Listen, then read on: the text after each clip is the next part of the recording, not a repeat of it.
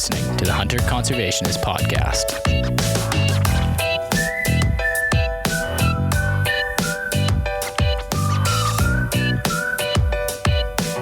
Whitetail deer management, generally not something you'd think, oh, that's controversial, but I think it is, especially in the hunting community when we talk about herd management, population management, the use of hunting as a management tool, and a focus being on the proper balance that's needed in the harvesting of female deer out of a herd or out of a population.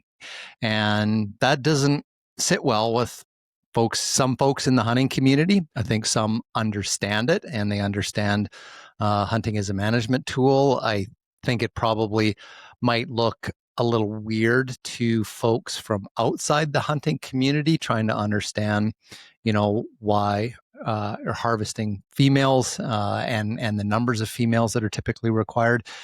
A number of years ago, we had Chad Stewart from Michigan DNR on the show, and we talked about this as well, kind of learning from him, and so it's going to be exciting to come back and pick this topic up again because different people listening, new show. But I remember he said something. It was kind of I can't quite remember the numbers, but he kind of said this is the way whitetail deer are.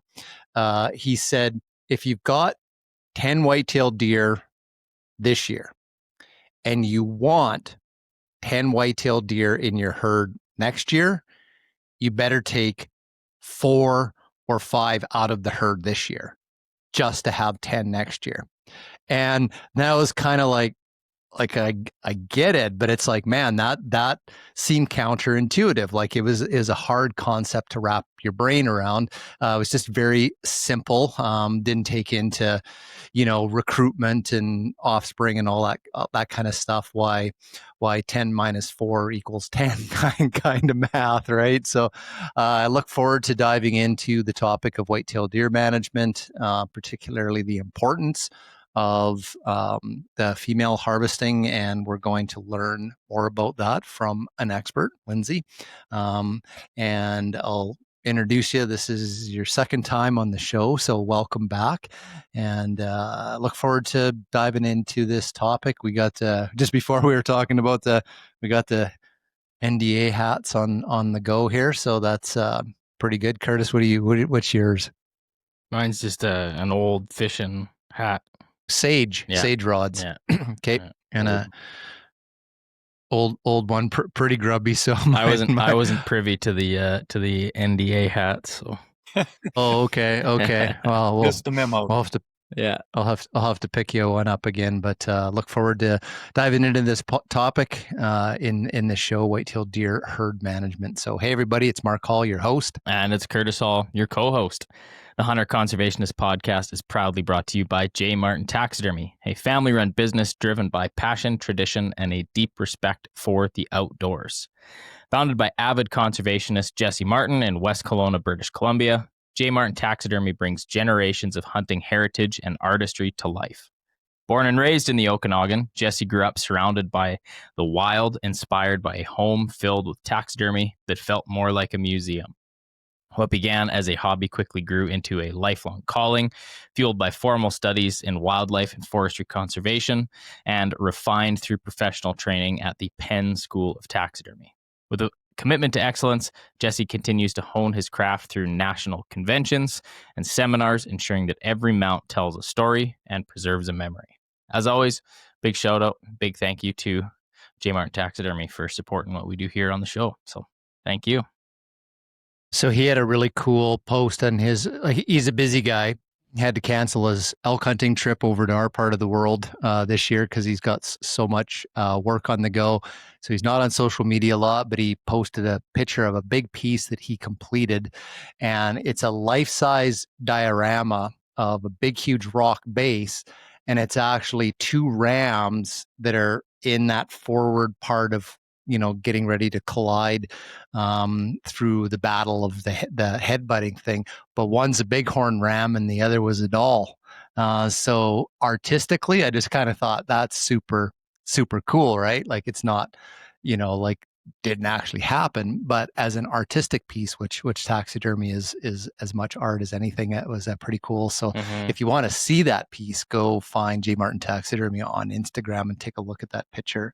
Pretty awesome.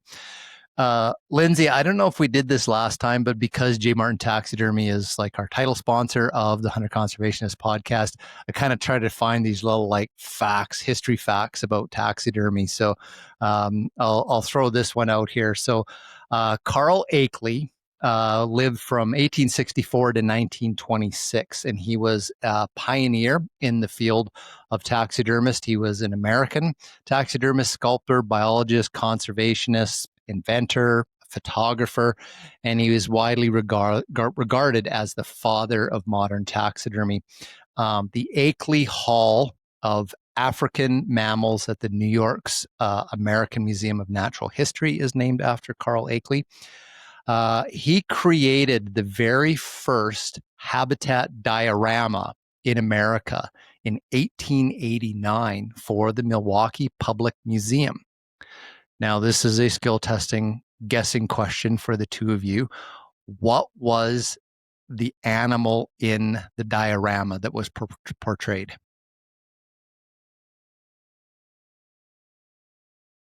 Was it buffalo? Okay, we'll go with buffalo. Curtis? That was going to be my answer, but let's see. I'll change it up. I'm gonna go whitetail deer. Okay. I will downsize you guys substantially. 1/10 the size of both of those animals, at least the bison. Some kind of rodent, mouse, rat. Upscale a little bit. I will put you into the category of a fur bearer. Was it beavers? Pretty darn close. Who would be the closest cousin of the beaver in the fur trapping industry? Muskrat. There you go. So the diorama that he created, the habitat diorama in 1889 for the Milwaukee Public Museum, was of muskrats. So I got a really cool story I'll do on the next episode about his work on elephants. So that's pretty cool. So Lindsay Thomas Jr., welcome back to the show. Thank you, Mark. I'm honored to be back. Thank you. We're honored as well. So you are the Chief Communications Officer with the National Deer Association. And you explained this last time. You said, I'm not a biologist, I'm not a manager, I'm not a scientist. I'm a science communicator, a biology communicator. So that's is that changed? No, I'm a journalist by training. Just been privileged to spend most of my 30 plus year career learning from and even working with many deer biologists and professors and researchers as my sources and, like I said, as my coworkers. So some of them have even said I should be an honorary biologist, but I try to maintain my journalistic integrity and say that, no, I'm a journalist. But I also, as we talked about before, practice personally a lot of what we talk about in terms of herd and habitat management myself on my family's land and in my own hunting, applying the science I learned from the research and from the experts of how deer live and function and thrive in how I hunt and how I manage deer populations. So in addition to learning from the experts, I apply this myself in person and write about it all the time. So I feel like I've got a good grasp of the facts and the science out there. And putting them into practice as a practitioner. So we'll make you an honorary deer management practitioner. So that's so somewhere in between. Yeah, I follow your social media there, and in the springtime I see doing some habitat burns on your property, and it's the pine ecosystem on your lands, right? That you're working towards the restoration of the historic pine stands that were there. That's right, the longleaf pine, which is the native major pine of the coastal plain of the Southeast, that's been sort of it's not extinct, but it was pretty much wiped out through timbering, but also through suppression of fire. And once natural fire was sort of taken out of the mix, species that were not fire tolerant took over the forest. And so species like longleaf pine and shortleaf pine and others that were fire tolerant that used to dominate and produce these savanna-like settings that were incredibly diverse from a plant standpoint are gone now. And much of that has been taken over by fire intolerant species that do extremely well because there's not fire anymore. So returning fire to the land is a good way to sort of restore the biodiversity of these habitats. And we use longleaf pine to do that. Cool. Yeah, that's super exciting. It's I don't there's got to be something wrong with you if you don't like the idea of being able to have a drip torch and walk down a road and set some fire in a controlled manner, executing It's a not controlled fun at all, plan. Mark. There's no fun involved. Purely science and research and habitat work. This is work. There's no fun.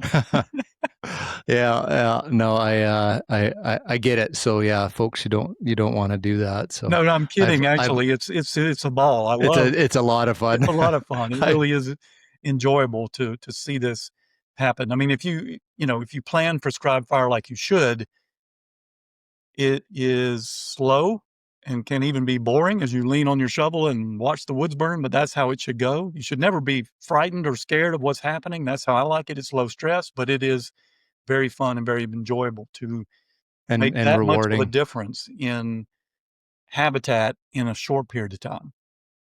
Yeah, no, for sure.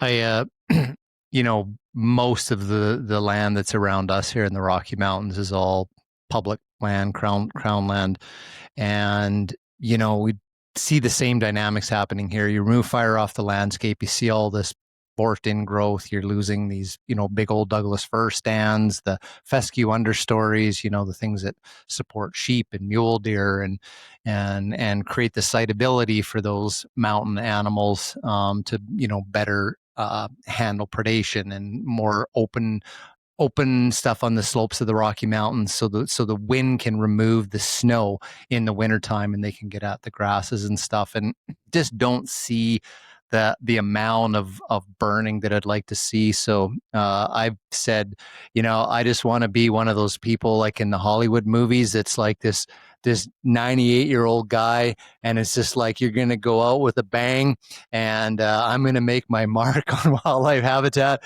and I'm going to be this old codger that rents an airplane on a hot August day. We're going to fly along the mountains and be tossing on road flares or whatever, and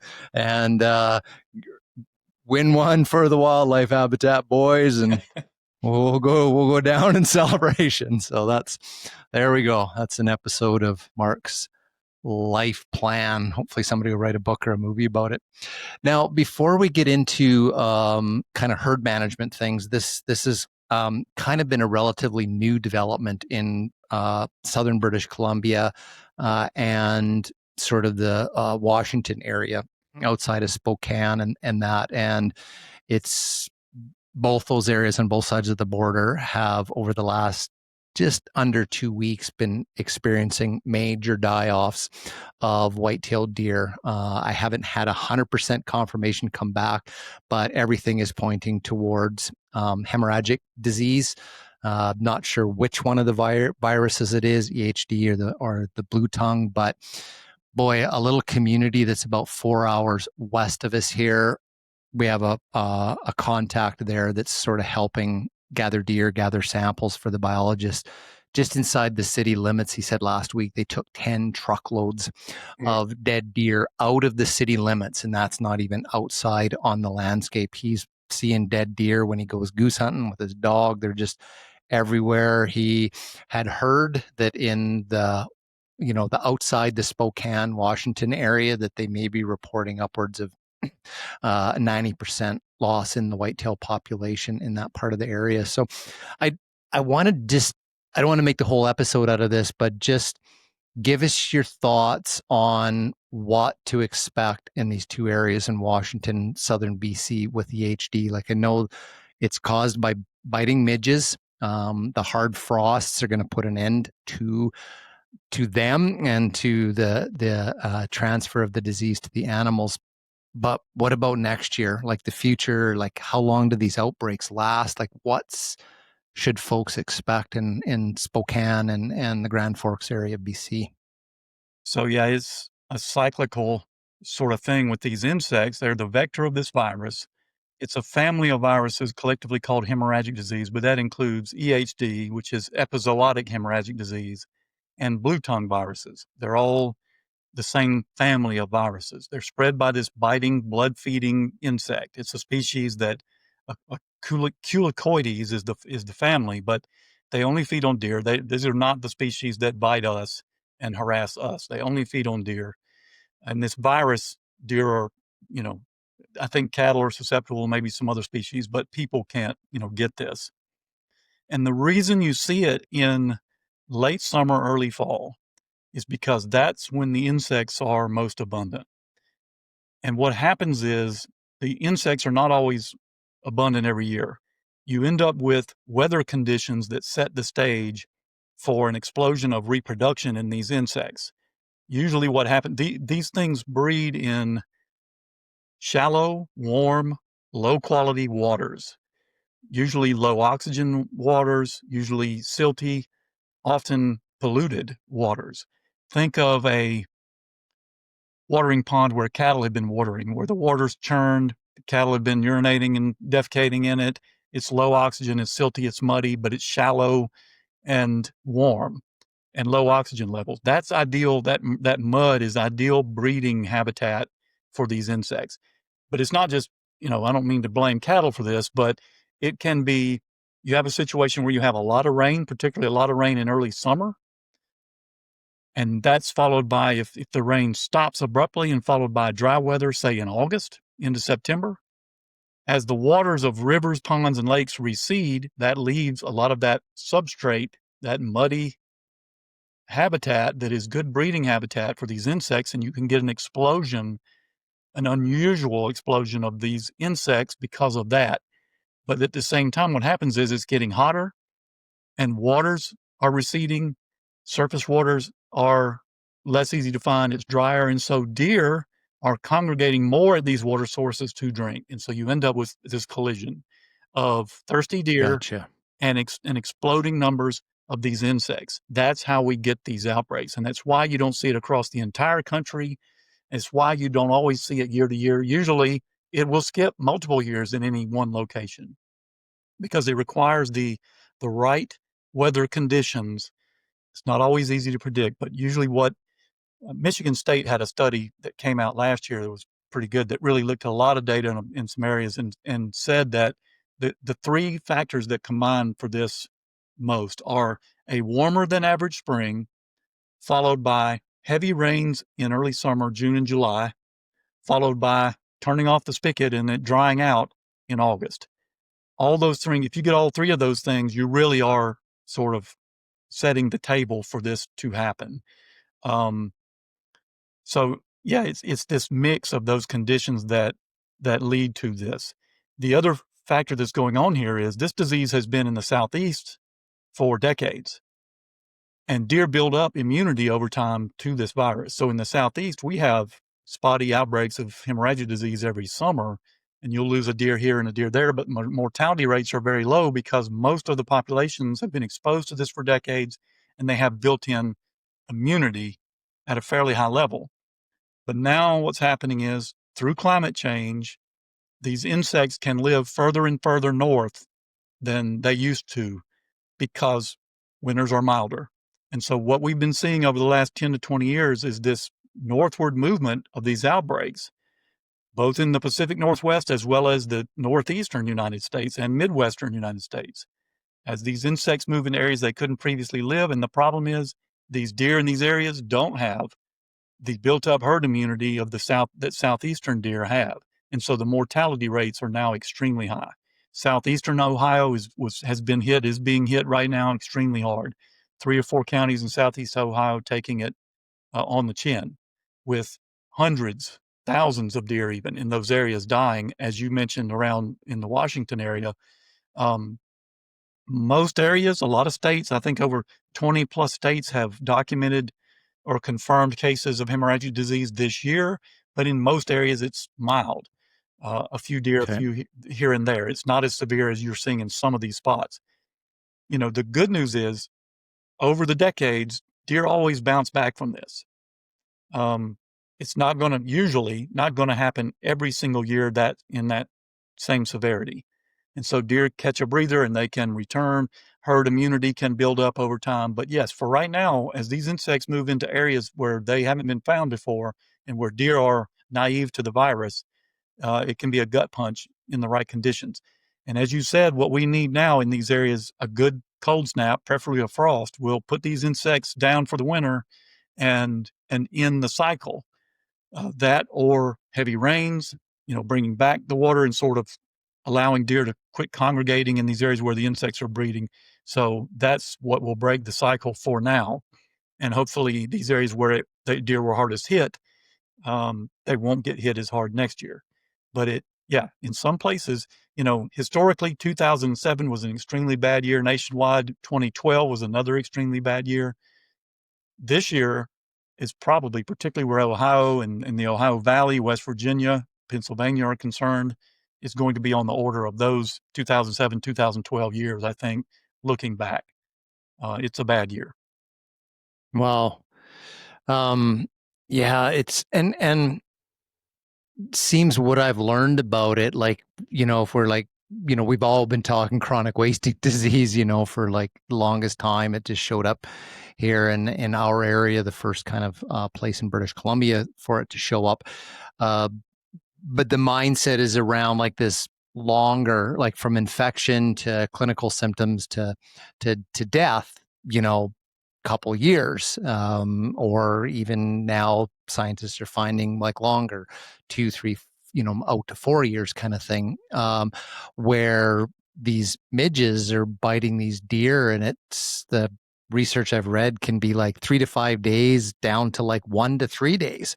Imagine getting bit and 24 hours later a deer's like tips over. So I quickly understood like why they're stacking up like so quickly in these areas and trying to haul them away. So wow, nature's crazy.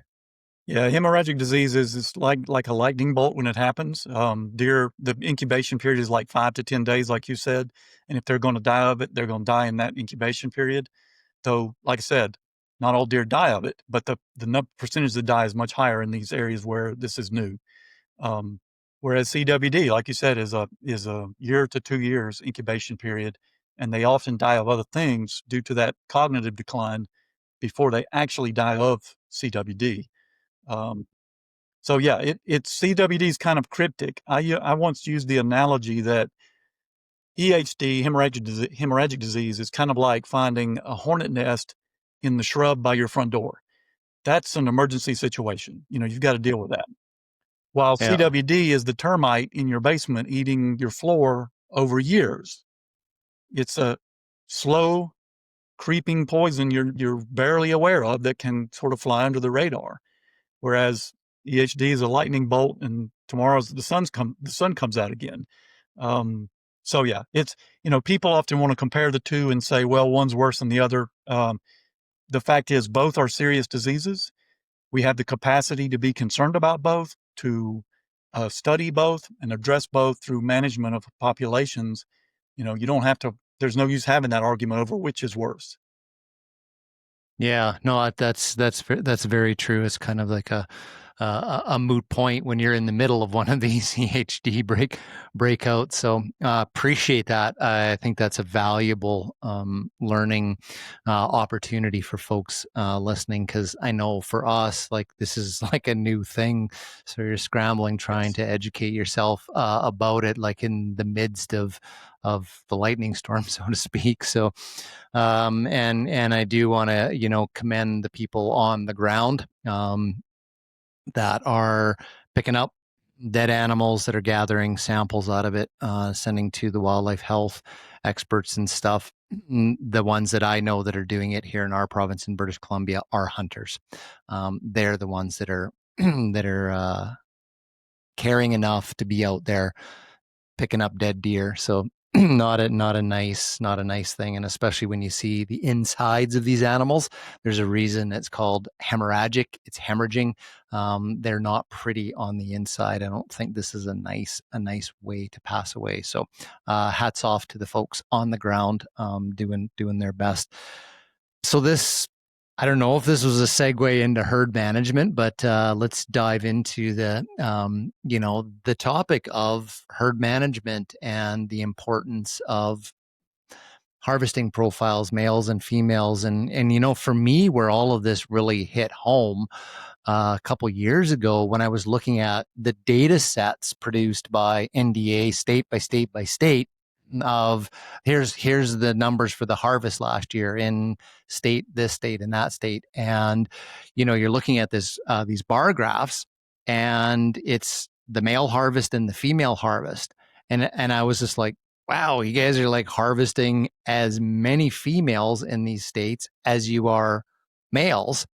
And then folks like yourself are going, geez, we're really concerned about such and such a state because the female harvest dropped like a little bit below the buck harvest. And I was like, wow, it's like, I need to know more about this because it's pretty aggressive management in herd control. So wherever you want to start, like in this whole concept of managing deer, why it's the females, how do managers go about it, what data do they need, how do they know whether it's actually working, what they're doing?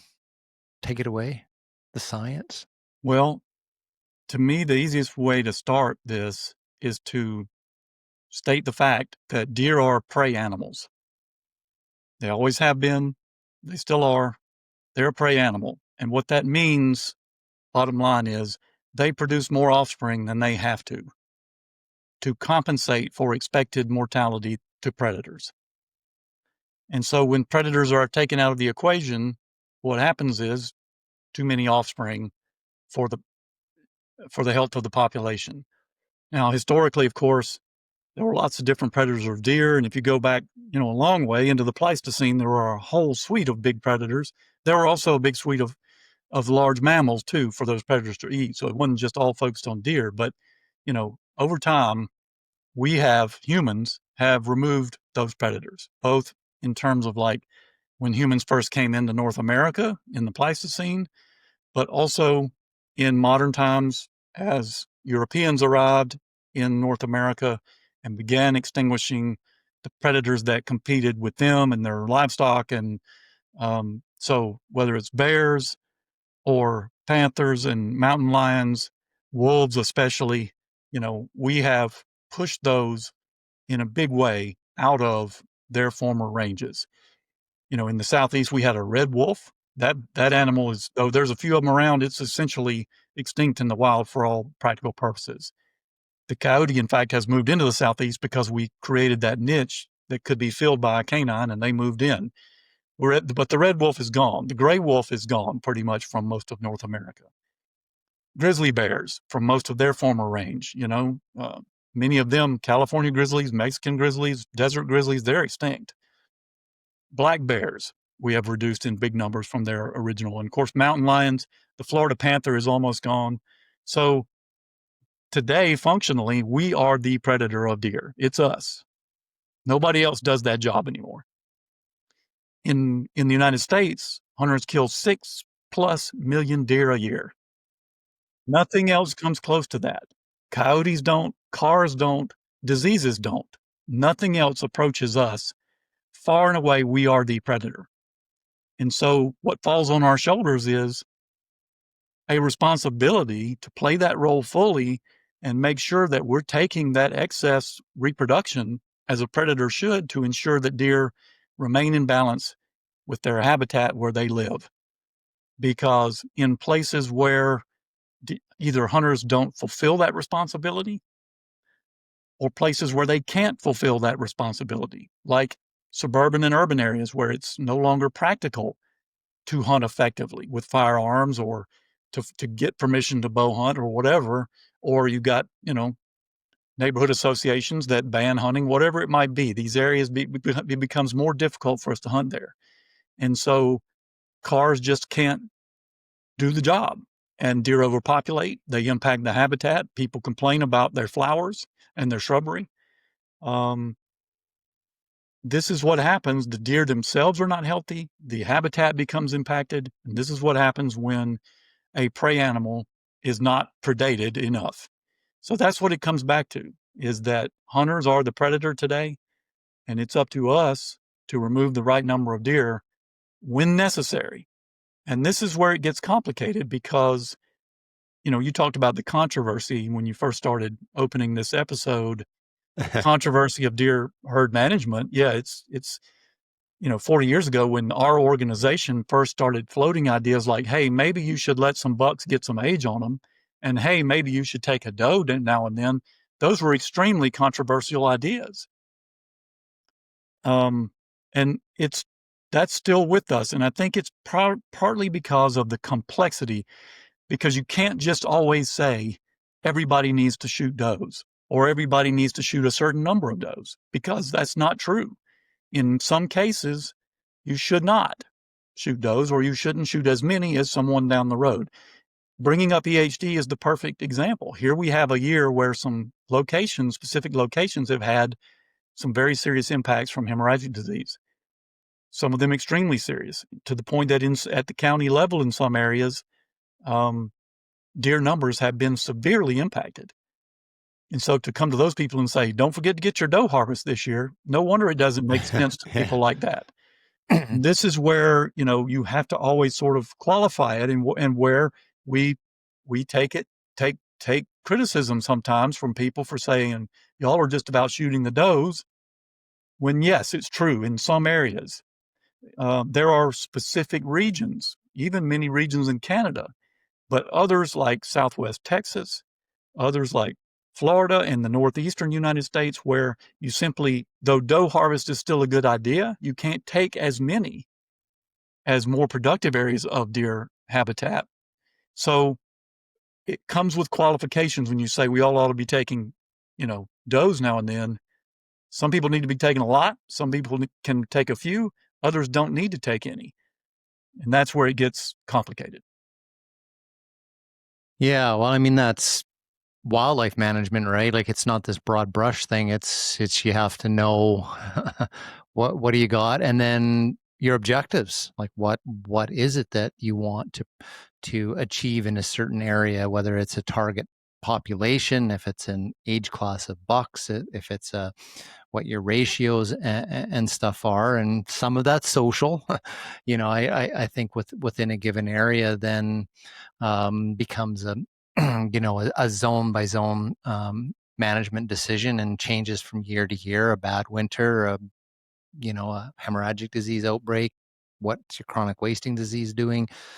So yeah, like what is the effective unit that you see in the United States? Is it at the county level? Is it a little bit larger? Like where's kind of like the bounds on a typical, like, this is a whitetail management zone?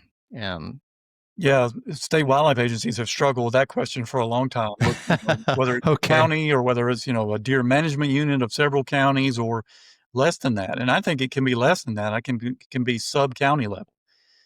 At the property level, if you've got, enough acreage, a few hundred acres, and, suddenly you're hosting the home ranges of many deer, and you can effectively manage the balance between deer numbers and their habitat. That's really what this comes down to, is having the right number of deer out there for the amount of deer food. And you can manage that either by leveraging the numbers of deer out there through doe harvest, or leveraging the amount of food available through increasing habitat quality. So you don't always have to be dropping deer numbers. You can raise food to meet them in the middle.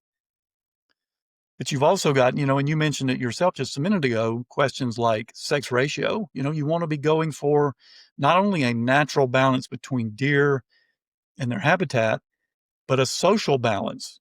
Deer are born at a 50-50 buck-doe ratio every spring. It's us who messes that up through biased harvesting, through put too much pressure on bucks and not enough on does.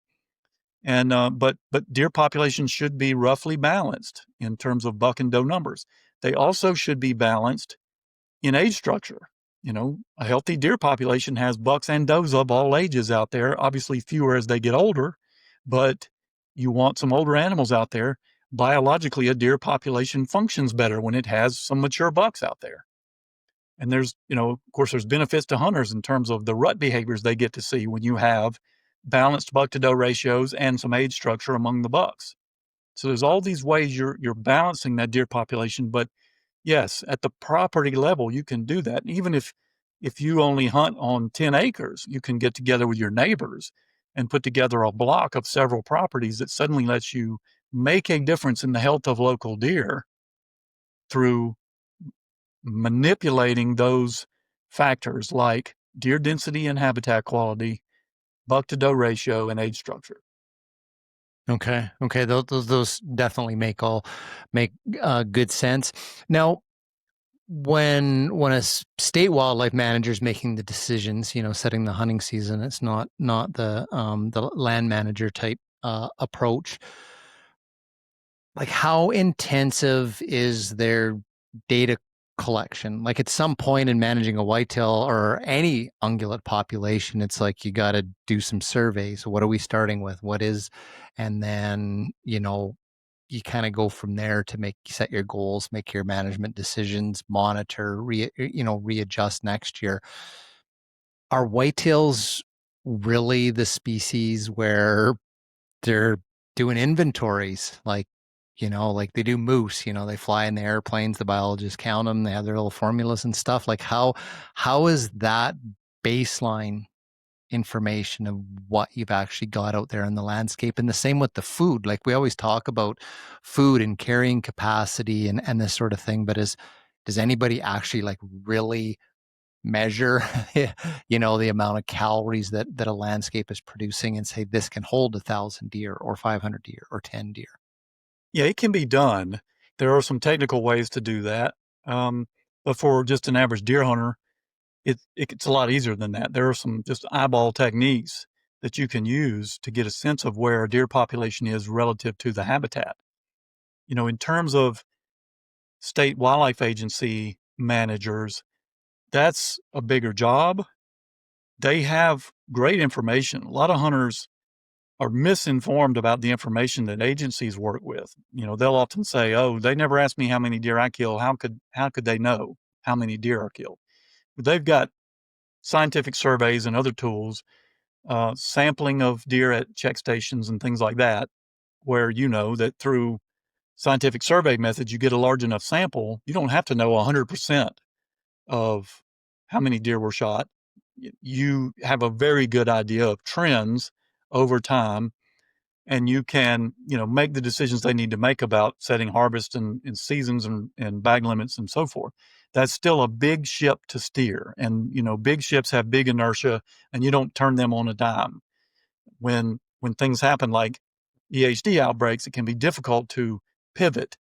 Even in Ohio, they were saying that, it was going to take action, I think, to change laws in order to adjust bag limits for this coming season. Can they come in and say, you may now take fewer deer in that area because of EHD? It wasn't that easy to do that because it was a legislative process rather than a regulatory process in the hands of DNR. So it can be complicated at times. And like I said, getting hunters to pivot and turn that big ship is tough.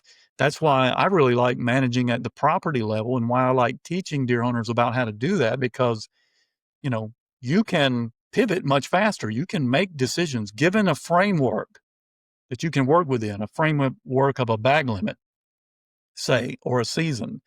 Then you can make the decisions within that at the property level to take the right numbers of deer. The bag limit doesn't have to be, you must take that many deer. That should be sort of a framework for you to use. Here in Georgia, our bag limit is up to 2 bucks and up to 10 does a season. And yet Wow. very few, the actual statistics are last year with a 4-month-long deer season, a month of archery only, and then 3 months of firearms. 64% of Georgia deer hunters took 0 does. Yeah. 10 doe bag I limit. remember seeing that. Yeah. And 64% took 0 does. Another 20% took 1. So 84% of Georgia deer hunters took 0 or 1 doe last season, even though the bag limit's 10. So it's a framework, and so individual property managers can make those decisions at the local level. And that's really where it's done best. And I think most state wildlife agency managers, that's what they're trying to do, is to give hunters the framework within which they can make the local decisions. Now, is that just too many deer for an average person? Like I like to have a couple of deer and it lasts me through the winter, but like, holy smokes, 10, I would never be able to eat that much. Or is it whoa, that just seems a little bit unsustainable. Like the culture's just kind of like, there's no way every one of us could shoot 10 deer and there'll be any left for next year. Like what's your sense on the ground of dealing with a target like that? It's tough because no doubt we can all only eat so many deer. We can all only put so many deer in a freezer, right? Or, some of us might have the resources to give them away to neighbors or to, hunt in the hunger drives, that sort of thing. Others of us may not know or even have that opportunity near us at a convenient time. So it's difficult. I mean, these are some of the trends we're looking at when we say, as we have been recently, that the doe harvest is declining nationally and we're concerned about it. These are some of the factors we're seeing out there. Not only slowly declining hunter numbers. In other words, there's fewer of us out there taking deer. But yes, also declining numbers of venison processors. For those people who don't process their own deer and looking for a place to take a deer to have it processed, there's fewer options as time goes by. There's also, it can be tough to find a donation program. So even though people are in the woods and have tags, they're not always taking deer because they can only eat so many. I've already got one in the freezer and don't know how to share one if they take another one that they themselves can't use or don't have access to that. In 2023, which was the most recent hunting season with all the data from all the states and provinces, we do try to get Canadian data for our deer report. 2023 is the most recent season. We've got all the data in. We're actually collecting it right now for the 2024 season for our upcoming deer report. But in the last deer report, now I'm losing my train of thought. But what we were seeing is that, well, in 2023 we had a record buck harvest. It was like 3.1 million bucks, antlered bucks. Wow. This is adult bucks. Now this is not button bucks or buck fawns. They get counted as antlerless deer by state agencies. So antlered adult bucks, 3.1 million. That's only the second time in this century that we've crested 3 million bucks taken. So a lot of people have a buck in the freezer. And a lot of people have a big buck in the freezer, because right now we're taking the highest percentages of 3.5-year-old and older bucks than we've ever taken in modern times. 40+% of that buck harvest in 2023 was 3.5 or older. So a lot of people have punched that tag and taken a nice buck home with them and put it in the freezer. And that also plays into this. If you've already got a nice buck in the freezer, maybe even two, you may not want a doe. So all of these factors come into why we think we're seeing this declining rate of doe harvest. And it's why we are focusing on sort of solving some of those problems, helping people find deer processors. We launched a national map this year to deer processors around the country. And not only deer processors, but indicating those deer processors who accept donations of venison. There are various programs state to state that help processors do that pay them for those services to see that venison go to needy families without the hunter having to pay for that, or the processor have to eat that cost. So that's what these programs are doing, is trying to increase the numbers of opportunities for people to share venison once they've got that freezer full. And if we can get those opportunities increased, 1999 was the first year that in modern times that in the United States we took more antlered bucks than antlerless deer. And after that, it really rose. We took the early 2000s and into the 20 teens, we were taking more antlerless deer than any time in history. And now we're coming off of that. Those numbers are slumping, and we've almost slumped back to a point where nationally we are taking more antlered bucks than antlerless deer. And that's what's got us concerned, is we're on that long-term trend toward back to a situation where that's not good. That said, I can say that from a national perspective, but yes, I acknowledge that in some places where there's been an EHD outbreak or places where the deer population just isn't as high as it used to be, that still means, yes, those places still exist. But for the most part, deer populations are stronger than they've ever been in North America. In many places, particularly urban areas and areas of growth and development, deer numbers are surging and still growing. And that increased doe harvest is needed still in many, many areas, despite the areas that we're talking about where, yes, I exclude those and say, we're not talking about you. Most hunters need to be taking more does. Okay. Yeah. Now, as you move west, like you're getting into mixed game like deer populations. You got the elk, you get moose, whitetails, mule deer mixed together, maybe a little bit of sheep here and there, but then the predator complexes are a little bit more healthy. So the Washingtons, the Oregons, the Montanas, that sort of thing, grizzly bears, wolves, mountain lions, like they're all there.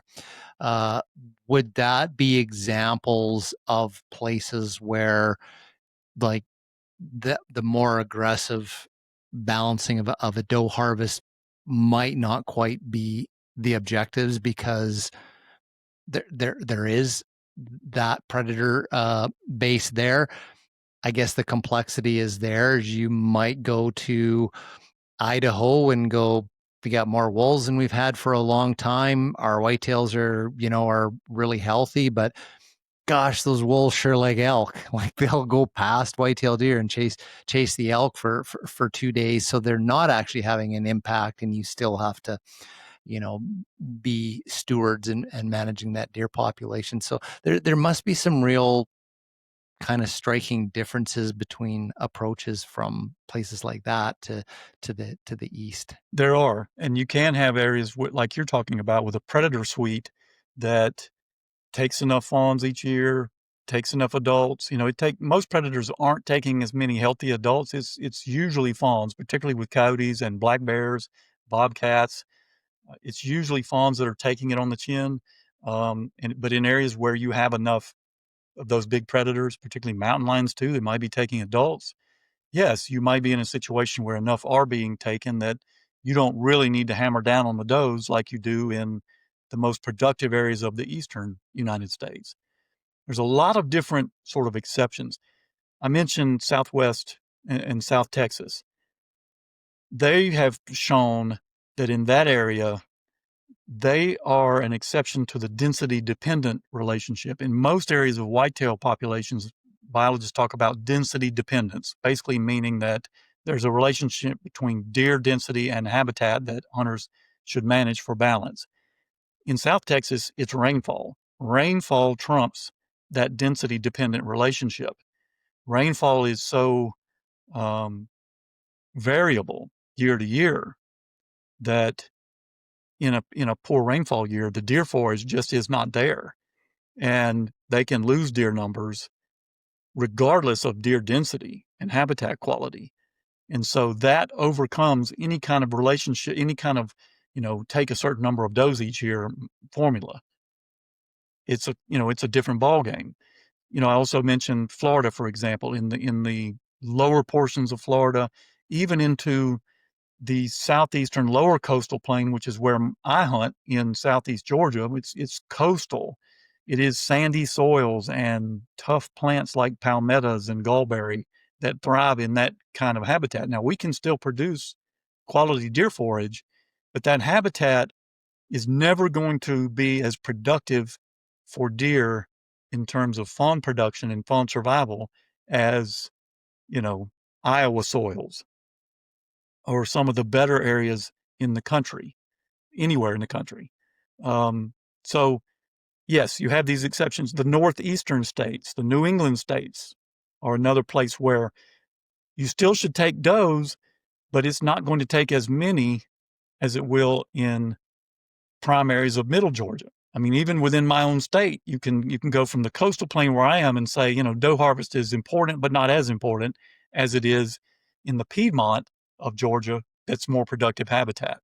In the New England states, you've got not only harsh winters, but a lot of mature hardwood forest with not a lot of early successional cover or young forest and edge habitat for deer. So the forage is just not there.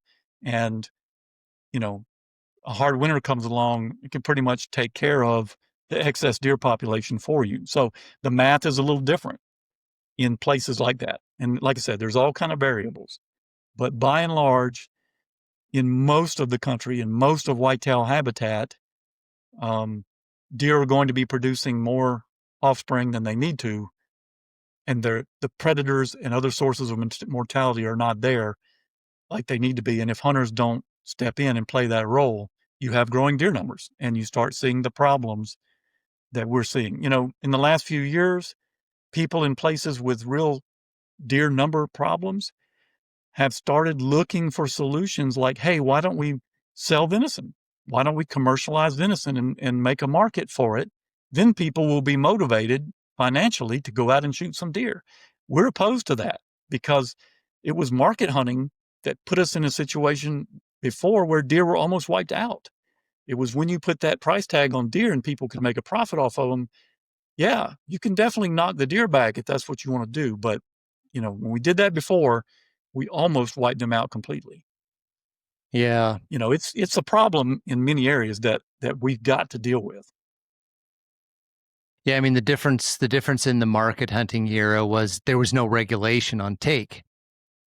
The punt guns on ducks, like boom, there's like 100 ducks in one shot or whatever. And he was like, well, that's a little more than my 8 that I'm allowed by regulation, right? Like we didn't have that. So I had a good conversation with Chef Michael Hunter about this a few years ago. Runs a restaurant in Toronto. Hunter, and it was sort of, we got onto the topic of snow geese in North America, just like hugely overpopulated. Next door to us in British Columbia, Alberta, the daily bag limit on snows is 50, and I was like, holy smokes! I get like 4 geese, and I'm like, man, I got like 2 days worth of work here, just getting 4, not even, I'm like, how would you deal with it? 50 geese, so we were kind of talking about maybe that's like an animal where you could be like, that has the possibility to go into the restaurant chain, like, the food market kind of thing. And if any other species could have the potential in some areas of North America, maybe it is the white-tailed deer, with careful management. In Europe, that's how they manage the estates with their red deer and their fallow and their wild boar and stuff like that, is they have management hunts, and then those animals go into market. Creates a little nicer connection between the non-hunting and the hunting community, from what I understand, in places in Europe, because they're like, oh, we like to get our boar roast every week, and we know the hunters are the ones that are putting it there. So we're not like, why did you kill this poor, pig for a trophy kind of thing, and ban the hunt.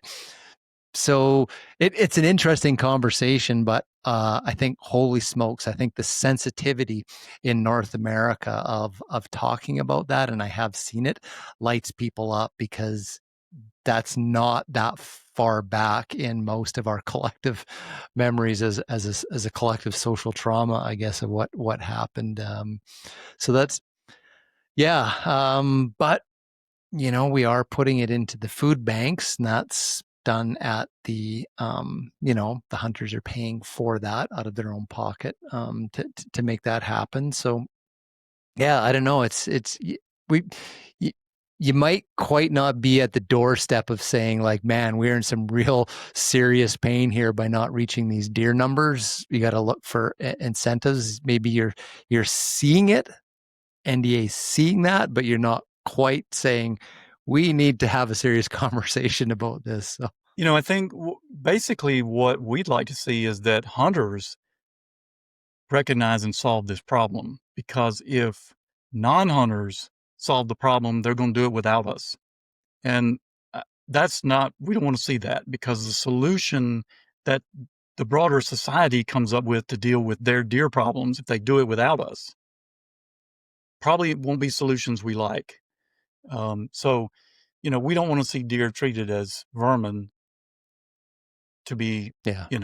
Or exterminated. culls, like we're seeing in Australia, Right. working with folks down there. And it's just like, holy, what a controversial subject of like eradicating deer in states and provinces down there, and these helicopter culls. And it's like, it's so inhumane, and animals, that are wounded on the landscape. And like, it's just a horrible, horrible thing. And I don't think folks would want that to ever happen in North America. But that's a narrative that's being driven in Australia by anti-hunting organizations that don't like non-native deer in Australia.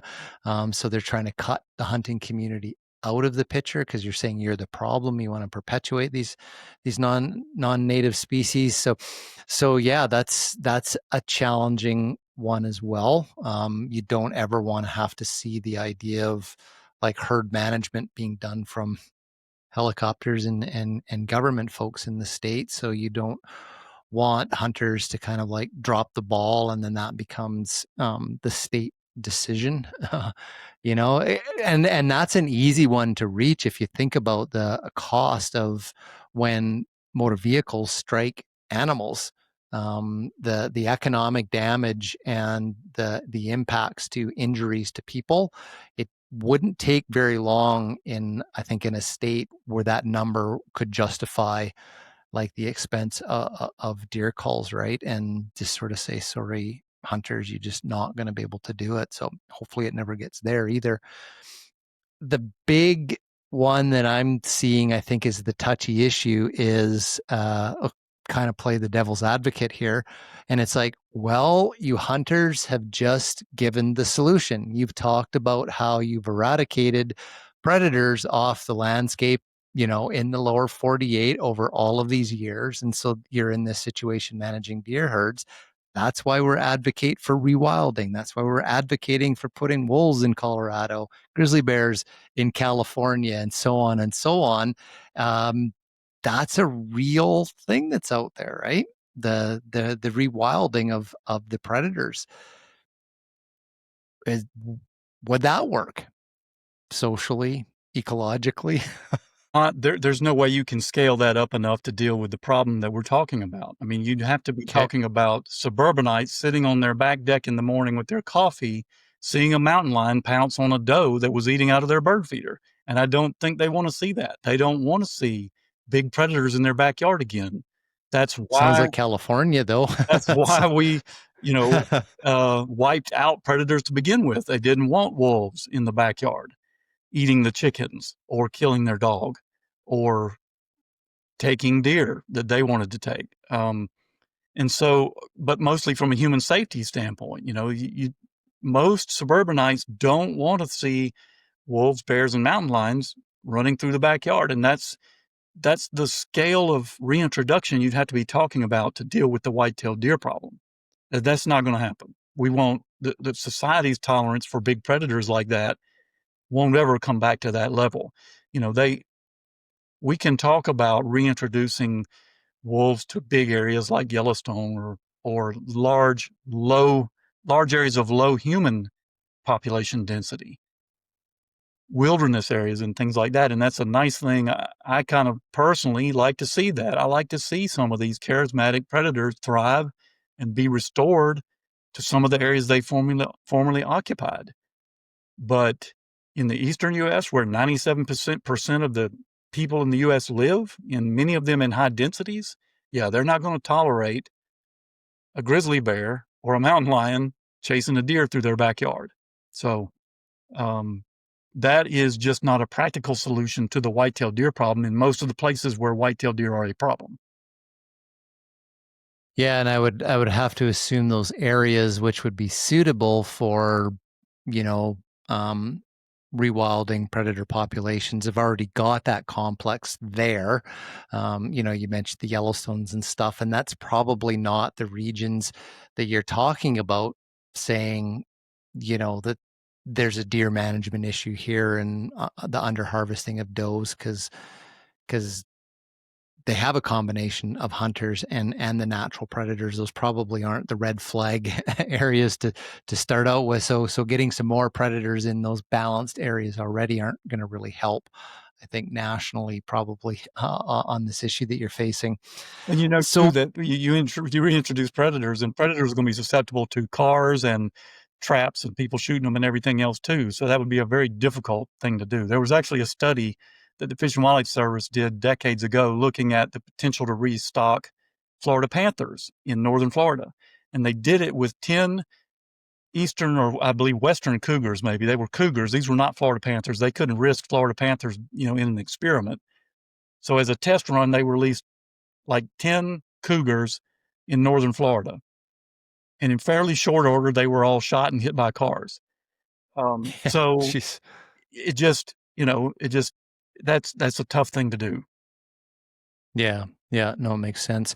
So last couple things here. One, paint a picture for folks in the hunting community or the non-hunting community that if hunting doesn't fulfill its role in the areas where managers want this good balanced harvest of female versus male harvest, what could they face in the future if there's this continual decline in numbers of hunters, decline in the female harvest? What might these areas see in 5, 10, 15 years?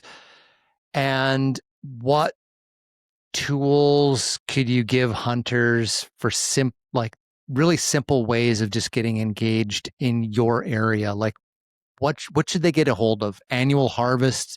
Should they see how many bucks are harvested? Should they see how many does are harvested? Like, what are some quick and easy things because hunters love data as well. Right. They like to get the reports at the end of the year. So those two things, what could be the trajectory, that folks might see, and what are things that hunters should be looking for in their area and advocating for? So as a trajectory, you don't even have to sort of forecast. You can see a lot of this now in situations that exist now in many suburban areas and even rural areas where deer are overpopulated. They're impacting the habitat. They have denuded the understory level and destroyed basically every green plant from head high to the ground, as high as a deer can reach to the ground. And that impacts many other species.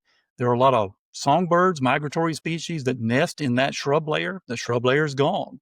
Many native plants are gone. Invasive plants thrive as a result because most invasive plants deer don't eat. And so deer are pressuring the native plants and the forages that they like, and the non-natives thrive because nothing's eating them. So it creates this, just a terrible situation that's also unhealthy for the deer. They carry heavier parasite loads. They are more susceptible to diseases. Fawn survival and fawn production actually begins to decline, and it becomes this counterintuitive thing where some hunters think, oh, if you have more deer, you'll get more deer.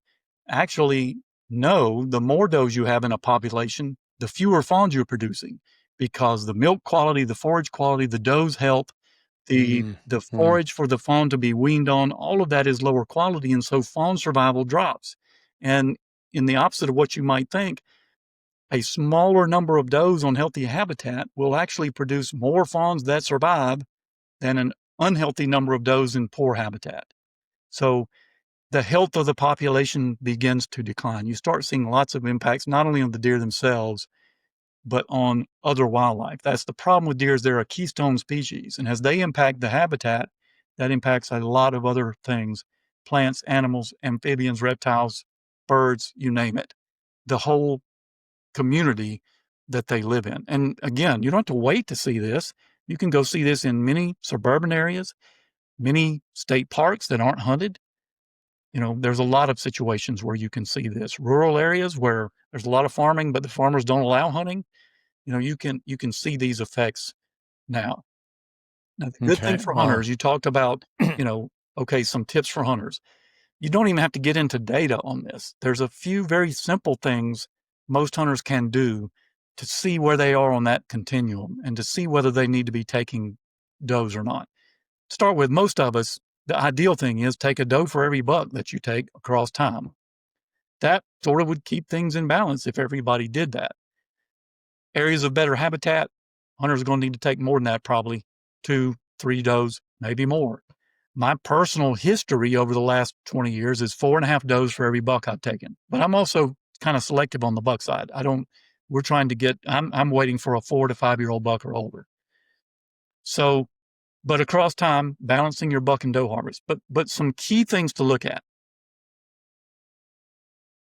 In the habitat, a simple thing to do if you plant food plots, for example, put a wire browse exclosure in every food plot. It's simply a circle, a hoop of fence material that you stake in the food plot.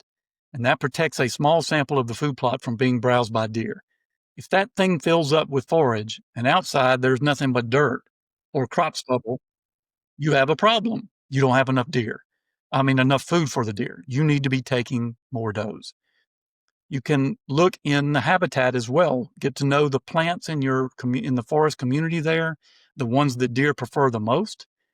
And we can name some of the popular ones, the ragweeds and jewelweeds and pokeweed, all kinds of different plants that deer prefer, greenbrier, that deer like to eat when they have them. If those are overbrowsed or gone, that's a red flag.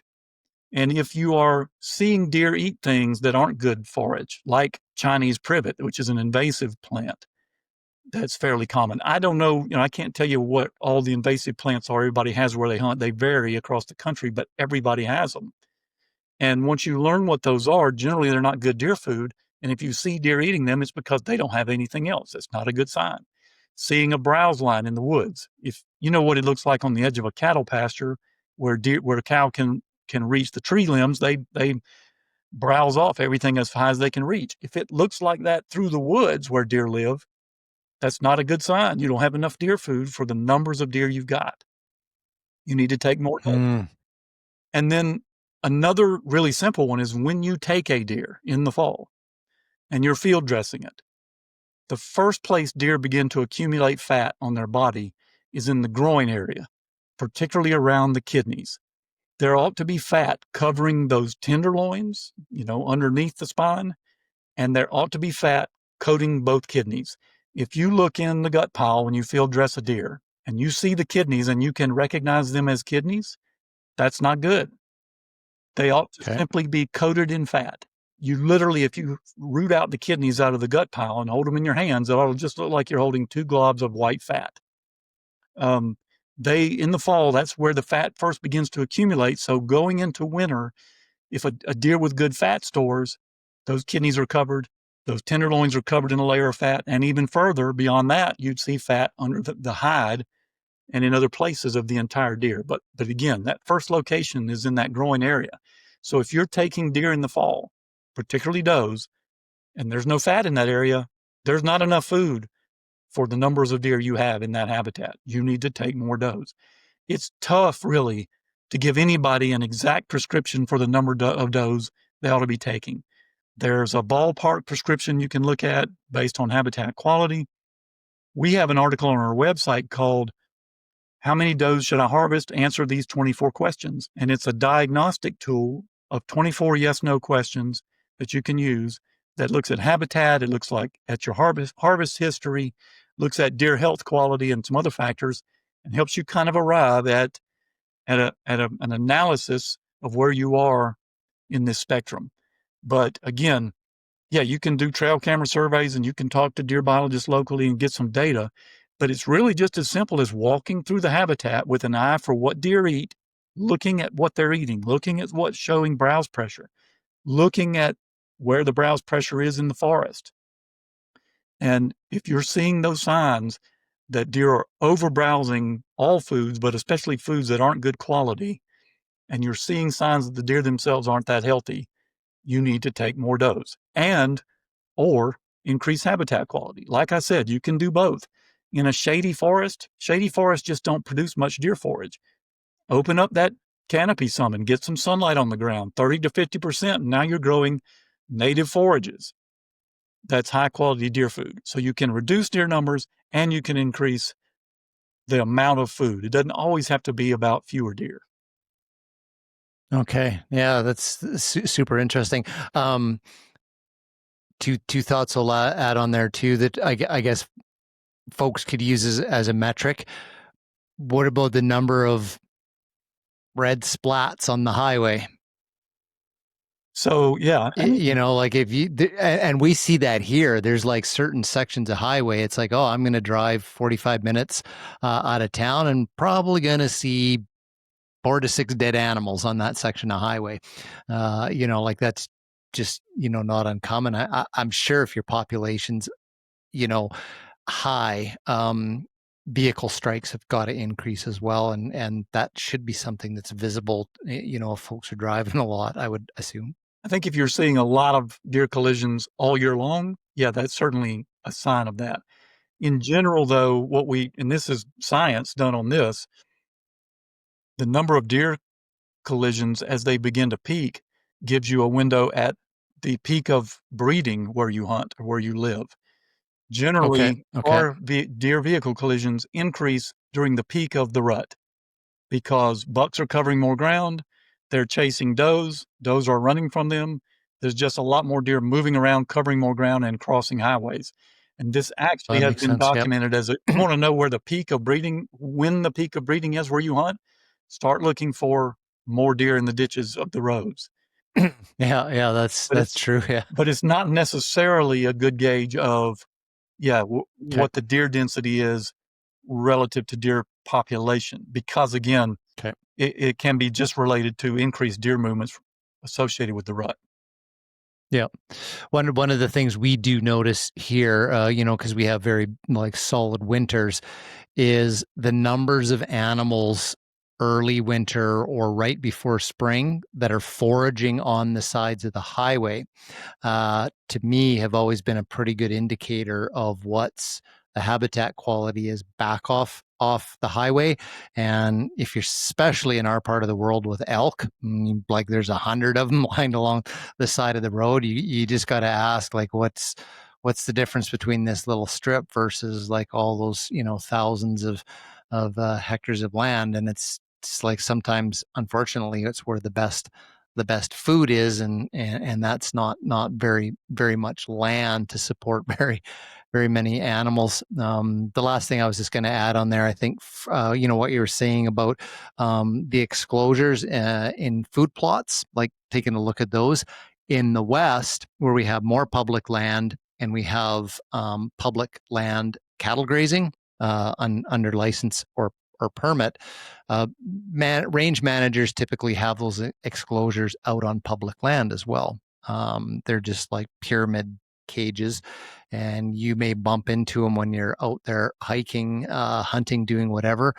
Do exactly what Lindsay said. Stop and take a look at that. Look what you're seeing inside that versus what you're seeing outside, because that's an indication of what's available for your wildlife, for your deer, and what the cumulative impact of the livestock on top of that is as well. So that's what those things are. If you've ever gone, I wonder, there's like 2 hours back and there's this freaking metal cage up on the grassy ridge, and it's like, well, that's exactly what it is. So that's a really cool learning opportunity for you, because it's most likely going to be there year after year after year, and range professionals are going to go in and measure inside and outside.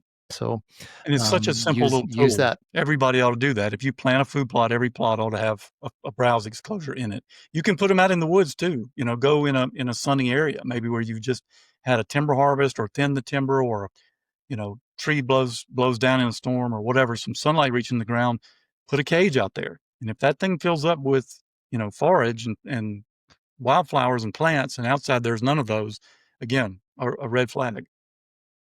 Yeah, well, those are good tools for hunters.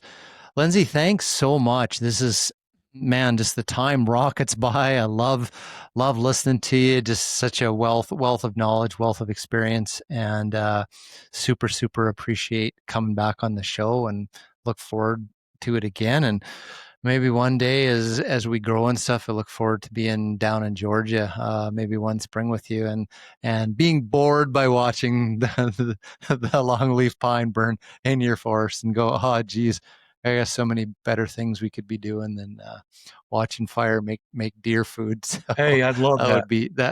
that'd be fun.